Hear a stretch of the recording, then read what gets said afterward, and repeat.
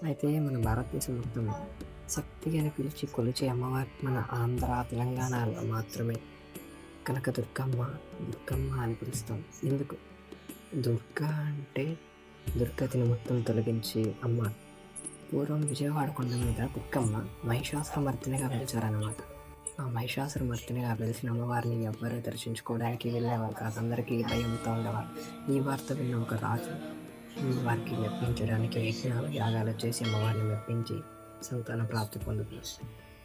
కొన్ని సంవత్సరాల తర్వాత మన శంకరాచార్యుల వారు శ్రీచక్ర ప్రతిష్టాపన చేసి, ఆ శ్రీచక్ర ప్రతిష్టాపన తర్వాత అమ్మవారు రూపం బదిలి శాంత రూపంలో దర్శనమిస్తారు అందరికి.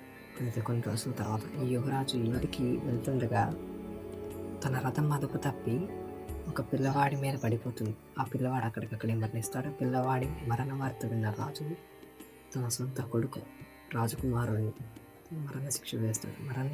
మరణశిక్ష వేసి తన కొడుకుని చంపేసిన మరుక్షణమే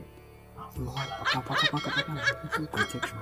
ఇది నేను ఇచ్చిన పరీక్ష, నువ్వు నీ నీతిని నేను మెచ్చుకుంటున్నానని చెప్పి పడి ఉన్న వాళ్ళిద్దరికి ప్రాణం పోసి రాజు కనక వర్షం కురిపిస్తాడు.